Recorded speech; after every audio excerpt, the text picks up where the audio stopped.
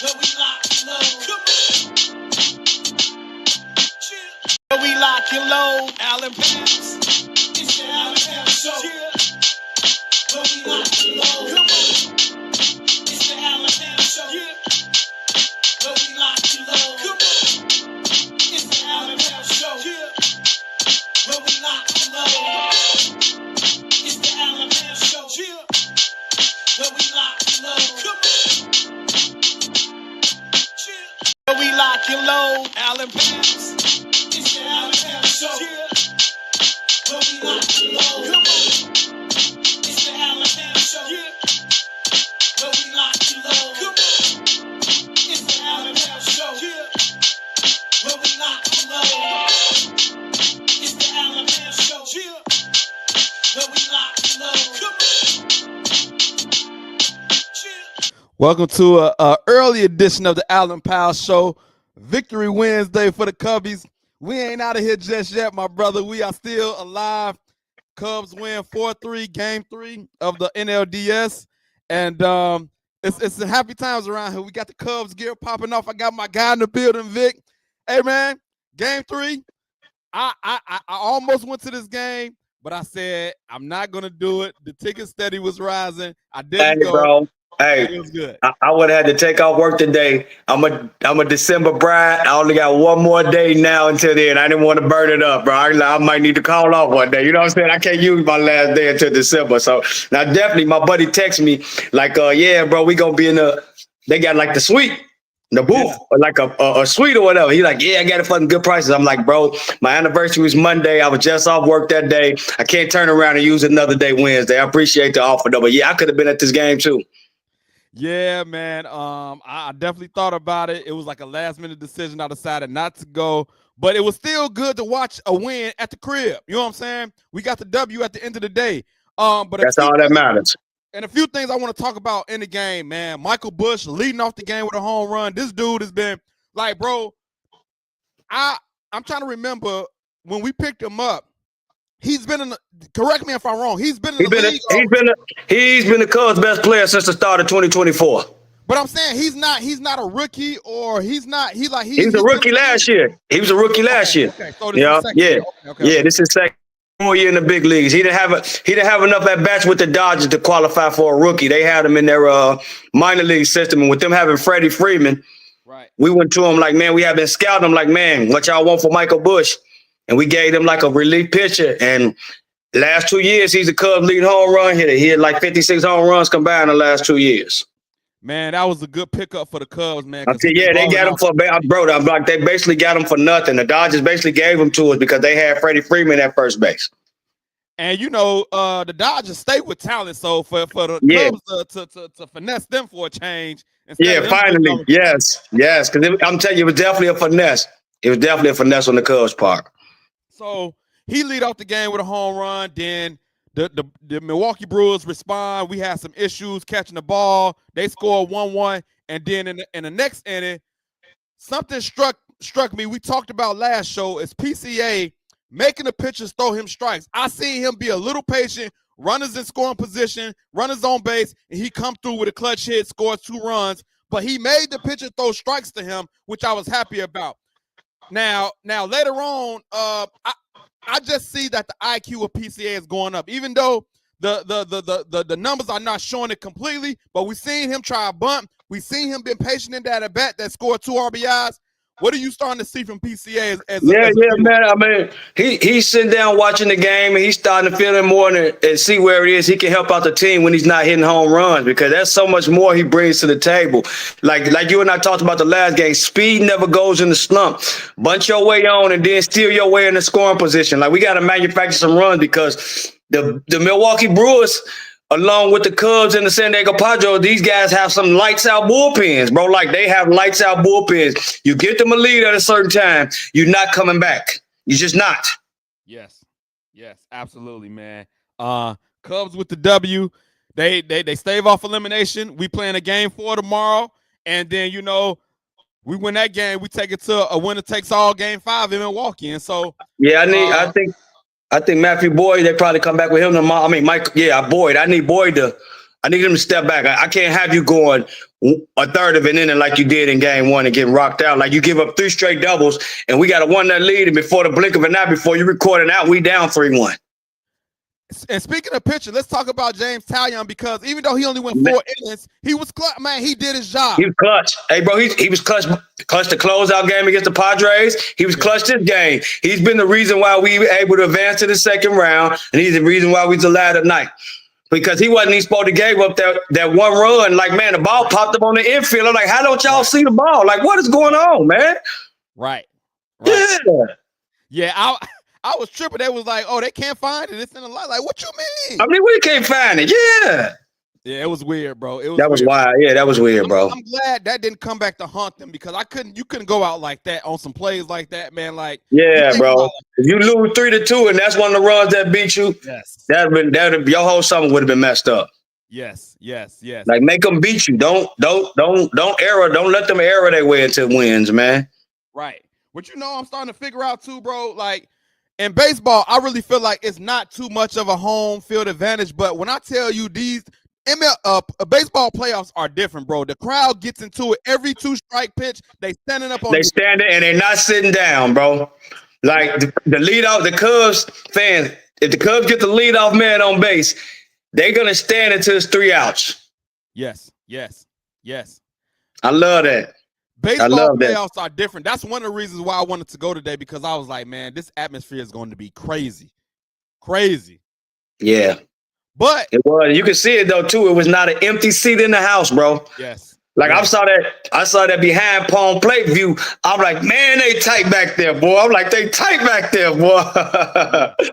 Yeah.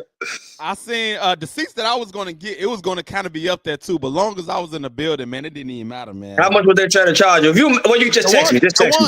I said with the ones I was going to buy was going to be like $200 to $300 a piece. Okay. So that's why I'm thinking like 300. I was thinking like 300. That's what I was thinking, like 300 or under. Yeah. Because I mean, much as I love the game, if I gotta go start getting to the 400s and 500s, I'm like, I'm gonna be at home, man. I want to be there, but man, I'm not Jay-Z, I'm not Diddy. I don't just I can't. Right. I don't have 500 to just waste on no game like that. But 300, I'll do it. Right, I'll spend a couple hundred to be in the building and watch the a playoff baseball, bro, because that atmosphere is different. Yeah, it is. So we go to game 4 tomorrow. Like you say, you expecting Bush to pitch game 4. I just wish we had Cade Horton, man. I just wish. I do. Because I think if we'd have had him, we'd have won game 1. They wouldn't have scored all them runs because he's just a different pitcher, man. He's different. I think it's going to be all hands on deck for sure for tomorrow's game, though. It is. Boy going to be on a short leash. He's going to be on a short leash. Just do or die. He started getting any kind of trouble. Even if it's the first inning, Counsell gonna get him out there like he did the last game. He didn't make it out of the first inning. Counsell wasn't gonna let him beat us. The thing that messed us up behind that, the next battle we get a chance for a double play, and our most reliable glove make an error, and that's Nico Horn. I couldn't believe it. And that opened up the floodgates, because guess what happened after that? Soroka walked the next guy, and they wound up getting 3 more runs. So now it's 6-1. Yeah. How do you feel Chris Counsell has been doing as a manager? I mean, he's been doing all right, considering that, honestly, man, all year he hasn't really had Justin Steele. Like, we don't even talk about that as Cub fans, how he got injured in the beginning of the year. He was your ace. Yeah, and then you lose all about him. Yeah, that's what I'm saying. Then you lose Cade Horton at the end of the year. And then from June to August, you lose Shota Imanaga for a while. Even though he's been bad when he came back, he was good before that. Yeah. And I think him going to the injury list and missing that time came back, he has not been a shark. Yeah, I agree. I forgot all about Justin Steele, man. But it's crazy, ain't it? It's crazy. Me and my wife was just sitting out there talking about that today. She like, man, they doing all this without Justin Steele. I said, yeah, that's crazy, ain't it? I said, they still almost won the division. They only finished 4 games back of the Brewers. Right. Without this man, he made like 1 start.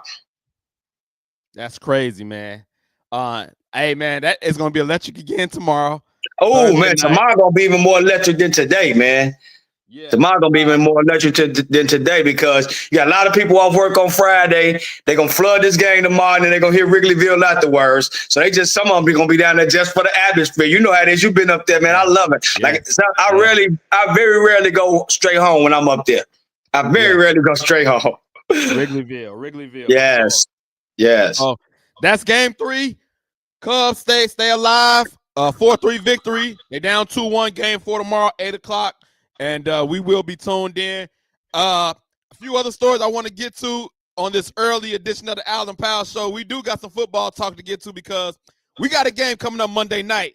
And it's almost like a revenge game for the Bears. We all know about the Hail Mary play and all of that stuff, Tyreek Stevenson. So it's a chance for the Bears to get some get back. Monday night, Bears, Commanders in D.C. Tyreek Stevenson been playing well. He got a chance to get some get back. How are you feeling? I think Jaden Daniels is going to play in this game, so it's going to be full strength. How are you feeling about this game against the Commanders? Man, I mean, I was looking at the preview that the NFL put up, and they were just talking about how good the Commanders' defense was against the Chargers and different things like that. And I don't want to put it out there like Caleb Williams has arrived, but I just wish they would pay attention to how the games are being played right now and what's going on. Like, bro, say what you want to. Right now, through 4 weeks of this season, Caleb Williams is a better quarterback than Justin Herbert. So that doesn't mean that the way you shut down Los Angeles, that you finna come out there and shut down Caleb. And that's what I like about it. They just instantly like, man, they defense, the Commander defense stepped back up after they had gave up 25 points in all the other games. They stepped up and held a very good Chargers offense to 10 points. Well, Marion Hampton got hurt too. So, what I'm saying, that hurt the running game and that put it all on Herbert. And you don't want to become one-dimensional. So that had a lot to do with it. Like, Commanders a good team. I'm putting some respect on them. They're a solid team. But if the Bears offensive line plays like they have all season for the most part, don't let Caleb get sacked a bunch of times, the Bears have a chance to win this game, man. I think so too. And the more Caleb plays in this offense, I think the better the offense gets as well. I just hope the defense just continue to be steady. I'm looking at it like you can't give up both. Like, if we gonna continue to stick against the run, continue to hold guys like Dak Prescott and Geno Smith to 100-something yards passing. Like, you can't give up 250 yards passing, then you're giving up 250 yards rushing. You're gonna lose the game. You're gonna lose the game. Period. You might get blown out that way. You might get blown because you put too much pressure on your offense. Yeah, and I'm always curious about how the Bears are going to play on the road. You know what I'm saying? At home, I feel more comfortable with them at home. On the road, you just don't know. Hopefully, because Caleb gets more comfortable in the offense, the team comes together, gel better, and continue to get better on the road. And I hope they continue to gel as an offense, man, because the road, you playing against the crowd, the atmosphere, you can't really hear as good as when you at the crib.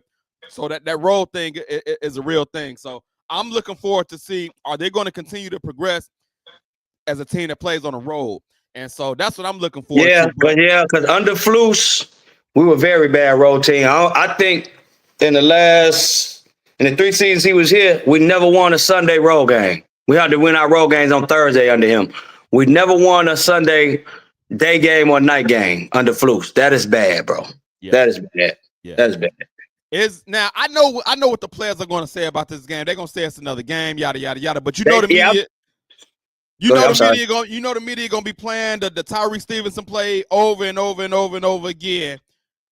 Is it more a revenge game for the fans, or is it in the players' heads as well? Like, yo, we know what we did last year. Honestly, bro, my opinion, I think it's more so for the fans, because what Ben Johnson said in this press conference today, I don't know if you got a chance to see it. He's like, I wasn't here. This is a different team than last year. That's true. Yeah, he's like, I wasn't here, and it's a different team last year. We got different players, but Caleb Williams like, yeah, you don't want to lose that way. Yeah, we're certain guys on the team remember it. Caleb Williams said in his press conference, he's like, yeah, certain guys on the team admitted, but admitted that they thought about it. It played a part because right after that, we lost 9 games in a row. Right. It was a domino effect. He said it. He's like, yeah. And he's like, man, I just want to come out of here with a win. I want to come in here and try to do the best I can to beat this team. And like I told him last year, they don't realize that was the only touchdown pass that Jaden Daniels threw in that game, and the Commanders had 12 points before the Hail Mary. The Bears had shut him down. That was the worst he looked all year. The Bears defense had shut him down, and he was fully healthy. It wasn't no excuses last year. The Bears shut Jaden Daniels down last year. Shut him down. What The do you Commanders, think? that was their only touchdown of the game, came on a Hail Mary, which they wouldn't have got if Stevenson was just in the middle of the field paying attention. He intercepted that ball. Instead of talking to the fans. Right, absolutely. And I listened to what he said on Kevin Byard's podcast, man. He's matured a lot from what he had to say right after it last year. I mean, he took ability, but it was like, it was just a play. It happened. I made a mistake. But he see how the team, like you said, how it trickled down, and it was a downfall, and it led to the season basically being over after that. That was like the end of y'all season. So that basically took a lot of accountability. And I like the way he's just been playing so far, the last couple games. I mean, honestly, he went up against Justin Jefferson and Amon-Ra St. Brown. I mean, I'm gonna keep it a buck. I mean, he won't be the only one get cooked by those guys. Right. You get what I'm saying, right? He won't be the only one get cooked by those guys. You're talking about probably 2 of the top 5 wide receivers in the NFL right now. So I'm not making an excuse for him, but I'm just saying he won't be the last one to get cooked by those guys. But with me being a Bear fan, I still need him to play better against those guys. Absolutely. This is also a battle of the quarterbacks. These 2 quarterbacks were taken in the same draft. And so that's another aspect to look at this. Like, I don't know if they'll be putting stuff up in the locker room, Caleb Williams, a lot of people talking about that, the Bears should have got Jaden Daniels. They got the wrong quarterback, this, that, and other. Like, I don't know if they still put that type of stuff in the locker room, but this is an opportunity for Caleb Williams to make a statement because the way he's playing right now, he could be arguably saying he at this juncture in this year, it could be argued that he's playing better than Jaden Daniels. I know Jaden Daniels missed a game or 2, with injury. Yeah, but still though, bro, he played 3 games and he's only completed 59% of his passes this year. Yeah, that is a step back. That's a step back. Caleb Williams is playing better than Jaden Daniels right now. He is. He is playing better than Jaden Daniels right now. That's mean. Go ahead. Do you have an early prediction for this game? I do. 27-20 Bears. 27-20 Bears. 28. The Bears are going to score 27 or 28. I say 27 because I think they're going to go for 2 and not make it under some circumstances. I think they're going to go for 2 and not make it. So I say 27-20 Bears. 27-20 Bears. I think I'm going to go 24-20 Bears. Okay. Yeah. Okay. I think it's going to be a tough game for sure on the road against the Commanders. It's going to be a tough game, but I think we can put up enough points to beat them. And I don't see them as an explosive offense like that. Like you say, we shut them down last year. They ain't look like no world beaters this year either. So no. I mean, they got a good running game, but I mean, it's not. I mean, after we was able to survive Genty and his 250 yards, I'm pretty sure we can survive whatever they throw out there. You know what I'm saying? We just got to continue to play our game. Now, Jaden Daniels probably not going to turn the ball over like Geno, but the same token, our quarterback doesn't turn the ball over. And that's why we're going to have a chance at every game. Say what you want to about Caleb Williams. But when it comes to ball security, he's the number 1 quarterback in the NFL since the start of 2024. Number 1 in ball security. People don't even give him props for that. Right. He's only got 8 interceptions, which is number 1 in the league since last year, since the beginning of 24, and he only had 2 fumbles. Yeah. Okay. You had a guy like CJ Stroud was the rookie of the year before last year. He had like almost 20 interceptions. Yeah. So that's what I like about Caleb, man. He's gonna get a Bears a chance to be competitive. And now with Ben, he knows when to throw the ball. He's not taking sacks. He's just playing well. I got to get a kid his props. He is not the reason we're losing. And you can't say he's the reason we're losing. Honestly, he's probably the reason why we score multiple points on offense, but we're putting up almost 26 points a game with no running game. Yeah. Like collectively between Monangai, Caleb, and Swift, the Bears don't even have 200 yards rushing through 4 games. Now, when you throw DJ Moore and Nolan McZee's with their sweeps at the end of the rounds, then we get up over. But just from the backfield, we don't even have 200 yards rushing combined out our backfield. But yet our quarterback is still in the top 10 in most categories in the NFL, in most quarterback statistics in the NFL. He's almost in the top 10 in all of them.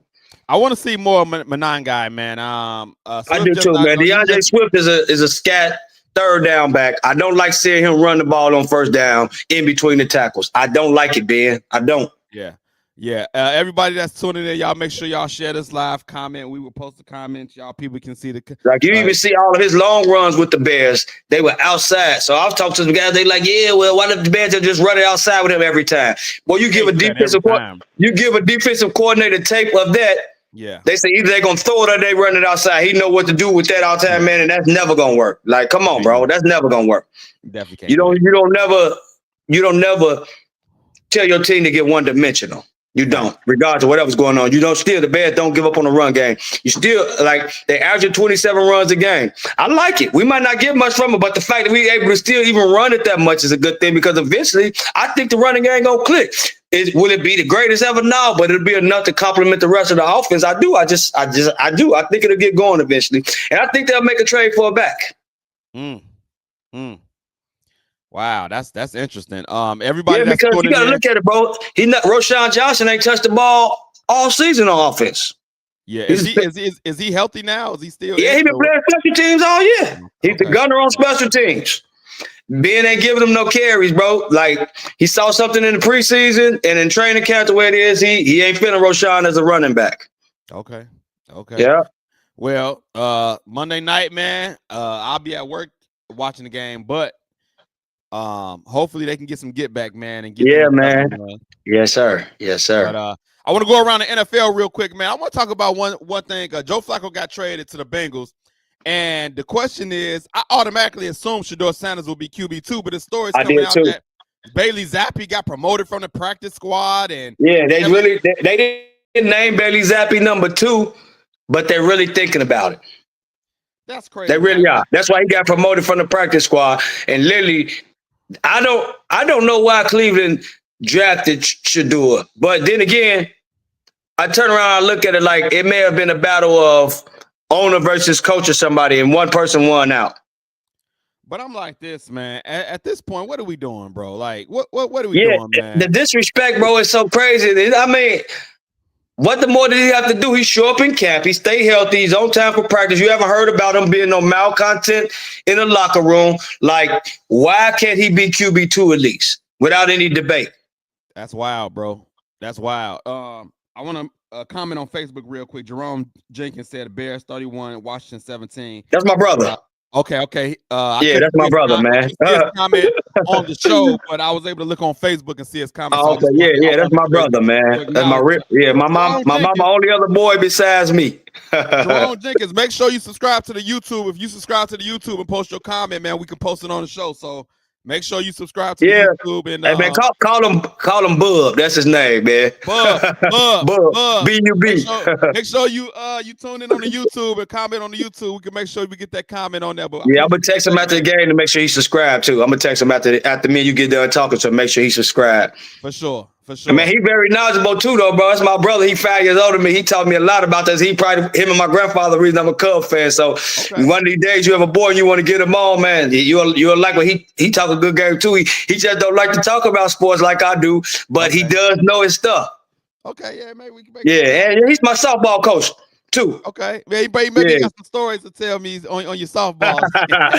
just a few. Yeah. But Shedeur Sanders, man, I feel like with Cleveland, bro, like you have a cash cow sitting on a bench. Like, let's talk about the business side of this. You know, y'all not going nowhere anyway. You're not going anywhere. You're not. So, like, eventually, I think they're eventually going to put him in towards the end of the season. I do too. But you know, y'all got some good business sitting on the bench for you right now. So, and my thing is though, like if you know you're eventually gonna play him, why not give him reps in practice with the ones that way he's not rusty? And that was my thing with Matt Nagy. He never gave Justin when he was here as our offense as the coach. He kept Justin Fields with the tools even in practice. Bro, it doesn't matter about practice. Get him out there with the ones and get him a feel. Yeah. You don't have to start him like. Not giving your backups runs with the ones. I never understand that in the NFL. I mean, maybe coaches, they know more than I do, so I'm gonna get but just me as a fan, I never understood why all the guys you have in your quarterback room should get some rest with the ones doing training camp in the preseason. That's just my thought on it. Because you're only a player away from playing. Like right now, Shedeur is a Gabriel sack or a concussion from playing. Yeah. And guess what? He got no kind of cohesion with the ones. Yeah. And I read something Kevin Stefanski talking about. He's always thinking about his young guys, like protecting them and yada yada. Like, bro, I'm not trying to hit none of that, man. Like, Right. You see when they asked Deion Sanders, they say, man, what do you think about the Cleveland Browns? He said, man, I'm not studying the Cleveland Browns. He said, I'm worried about the Colorado Buffaloes. He said, but I do love me some Shashua Sanders. I tell you that. And he said, that's it. He said, I ain't got time to worry about the Cleveland Browns, because all it takes for him to say one thing that could be misconstrued, and now you got bulletin board material, and they trying to blackball Deion, because eventually we all know he gonna coach at the NFL level. yeah, We all know eventually he's gonna coach at the NFL level. So you trying to get this man to say something for some clickbait and stuff like that, and he didn't give it to you. yeah. Because why even ask him about that? You know the man gonna feel bad for his son. You know that you're trying to get like some type of whippersnapper response that way you can go back and like, yeah, see what kind of person he is, yada yada yada. But Deion ain't feed into it. He got health problems he going through, and man got too much stuff going on right now. Absolutely, absolutely. I hope he get a chance. I hope Shador get a chance, man. I do too, man. If he don't, 5th round contract, I don't even think next year is guaranteed with Cleveland. So he might get a chance. They'll have to guarantee him some money for him to come back next year. So he might get a chance to sign with another team anyway. They got to pick up. I think they have to pick up next year to fully guarantee it. I mean, it's only partially guaranteed. If he don't go back to Cleveland, I don't know what Deion's contract situation is with Colorado, but it could be a package deal. Yeah, I'm looking at some jobs. I'm looking at a job that I think Deion might be interested in down there in South Florida when they fire Mike McDaniel. Oh yeah, he definitely gonna be. Yeah, he's definitely gonna be fired. Yeah, I don't see him making it to if they don't win a game between now and the beginning of November. I don't see him making the whole season. Yeah. Now they're not winless, but I mean, here's the opportunity with Buffalo losing, and you know what I'm saying, and you got the Jets are rebuilding. Here's your opportunity to try to get in the playoffs. You battling New England for the second spot. Y'all should be better. I mean, I get Tyreek Hill is hurt now, but you had him at the beginning of the year. You had A-Chain. You had Jalen Waddle. Like, you had offensive weapons. You had offensive weapons, but y'all defense is so terrible. Your play calling got so predictable to where it is, bro. It's like whatever now. Like, you got predictable, man. Yeah. Yeah. We'll see what happens with that. And we got one more. We got one more baseball game coming on tonight. Dodgers and Phillies. Dodgers up 2-0. And took both games in Philly. I didn't see that coming, bro. Took both games in Philly. I didn't see that coming. Now, Dodgers a great team. I get it. But I just didn't see them taking both in Philly. I was big teasing my little cousin, Daryl. He's a big Dodger fan. I told him, I said, I can't wait till the Phillies beat the Dodgers. But I knew the Phillies wasn't going to win. You know what I'm saying? But he talked crazy about the Cubs when we were playing the Padres, so I had to give him the same medicine. But, yeah, I didn't expect for the Dodgers to win both games in Philadelphia. I just didn't. Do you think it's a sweep tonight? Is it a sweep? Yeah, I think they done, man. The Dodgers, they're going to be feeding off that L.A. crowd, man. Yeah, man. I think Phillies had their shot and they blew it. And they got Yamamoto going for the Dodgers tonight. So I mean, that's a good start. That's tough, man. When you got Ohtani out there striking out Schwarber and Harper, I mean, you know what I'm saying? It's like, hey, man, this is a wrap. And they hitting. And the Dodgers are hitting like they really haven't hit all year. You know, they hit like that early in the year. And then now offense, man, I'll be honest, after the All-Star break up to about mid-September took a lull. They weren't playing the best baseball. The hottest team in the National League, like we said, was the Brewers. Yeah. It was the Dodgers in the beginning, and they fell back. Then it was the Cubs in the middle. They fell back, and it was the Brewers at the end. Yeah. I think it's definitely going to be a sweep, man. Dodgers are loaded, and like you said, they built for this time of year. They built for this time of year. I'll be honest. They got they started if Yamamoto done, they gonna take him out. They can come in with Bauer. Come on, man, this is crazy. Then eventually you can pitch Shota. Shohei, since he's not starting, you can throw him out the bullpen every 3-4 days. You know what I'm saying? It's crazy, man. Since you're not starting, you can throw him out the bullpen every 3-4 days. He come in left-handed guy throwing almost 100 miles per hour. Man, it's crazy, man. Yeah, it's off the chain. Thursday night. Go ahead. The thing about the Dodgers is. And see going forward, I want to see what's going to happen when they go up against some dominant left-hand pitching. Because that was their kid. Huh? Who's still left? They got dominant left-handed pitching. When World Series wise, they probably run up against like the Detroit Tigers with their ace, Okay, Scooble. Yeah. Toronto Blue Jays with a couple of their good starters. So yeah, Okay. back then. But now, over here, um, nobody. Yeah. Nobody right now Okay. in the National League. I mean, lefties they already beat one of the Phillies lefties. Yeah. Yeah.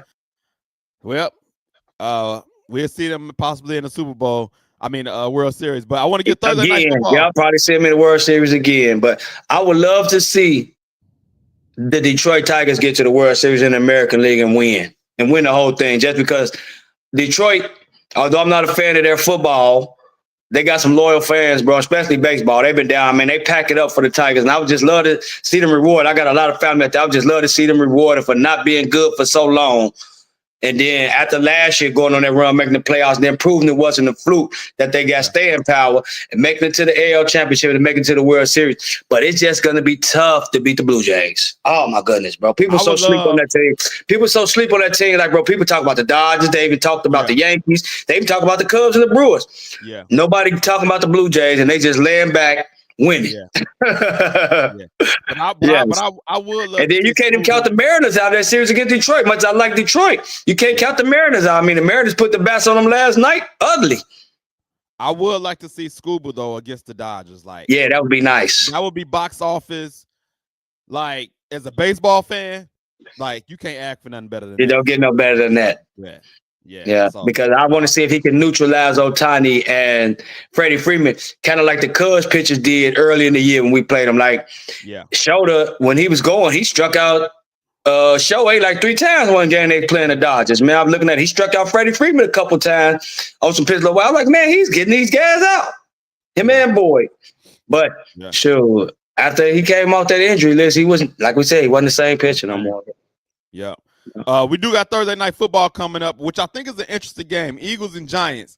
It's an interesting game because the Eagles got their offensive woes going on right now. Giants coming off a first win. Jackson Dart getting his first start, winning his first game. Giants at the crib, so they're gonna be riding a high. But then I started looking at this game. I was like, I don't think Jackson Dart is ready for the pressure of the defense of the Eagles. They got some hogs on that defensive side, bro.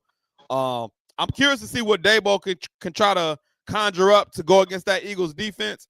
But I think it's an interesting game because the Giants are at home. It's a division game. Eagles do got some offensive problems, whether they acknowledge it or not. Something is going on with that offense. What are you looking for this game? Yeah, bro, they did. You probably missed it, but they had Saquon and AJ Brown and Jalen Hurts on First Take this morning, and they all spoke on it. They're like, I don't want to be that guy that do it this way, but it's just some things we need to work on. They said, like, yeah, AJ Brown trying to tell them like this, what we could develop into if we don't change things around. Like, I've been looking at them play this year. I've watched a couple of their games. Like, their offense looks so vanilla. Like, bro, you got AJ Brown, you got Smith, and you're not pushing the ball down the field. Like, you don't even trust Jalen to throw. Like, I don't like, they just like, this is a different team this year, bro. I'm not getting it, bro. As far as them against the Giants, early in the year, I had circled this game on my calendar because I just wanted to see what Malik Neighbors could do against that secondary. But he ain't even here. He done for the year. So I just see that. I see the Giants they don't have enough firepower on offense, bro. They don't. Good point. Yeah, they don't have enough firepower on offense, bro. This probably be a blowout. I'll be watching the Cubs, bro. I'll be honest. I'll be watching the Cubs game, man. Yeah. Right. What you predicting this game? You think it's this is a get right game for the Eagles offense, man. I'm saying 35-14 Eagles. 35-14 Eagles. Okay. You got 35-14 Eagles. I will say this. I think it's going to be a close game, division game 1, and I think the Giants front four is pretty good. They are. So I'm going to say the Eagles win, but it's going to be a close game. I don't know. So right now, I'm trying to see what the spread is. Oh, Eagles, I'm 7.5 is a lot of points. I'm taking the Giants at 7.5. Smart man. I mean, yeah, I would too, because like I said, anything is possible. I mean, I'm picking 35-17, but that's based on nobody getting hurt. You know, like we've been saying this stuff. Somebody lead the game early, your quarterback, like you never know what happens. Like Lamar injured right now. You know what I'm saying? So you're only a play away with these things. So I can see it. Like if Jalen Hurts was to lead the game, I think the game would definitely come. I think with him in there, I think the Eagles are going to come out and feed Saquon until they make them stop him. Then that's going to open up the passing game for them. The Giants, as good as they front four are good, their secondary is trash. It's like they polar opposites. They great up front, but they terrible in the secondary. Yeah. I'm going to be going back and forth for sure. I might put. So what's your prediction? What's your scope? What's your scope? I got the Eagles 21, Giants 17. Ooh, you got a real close one. Yeah. Okay. And Giants cover with the 7.5. That covers the spread.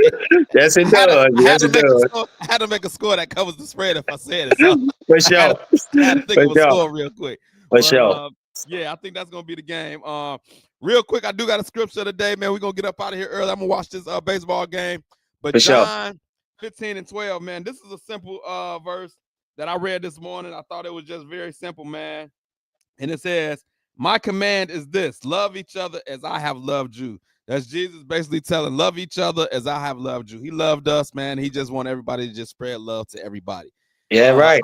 Just like, I don't know if you remember the movie Semi-Pro with Will Ferrell. Everybody love everybody. You know everybody love everybody, man. That's the script. Yeah, man. Well, Jackie Moon is one of my favorite fictional basketball characters, boy. I love Jackie Moon. Come on, Love Me Sexy. What are we talking about? One of the greatest movie songs ever. Yes.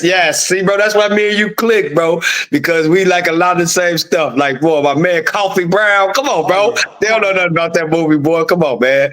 Bro, Love Me Sexy is a karaoke song of mine. So if you see me out doing Love Me Sexy. Oh, okay.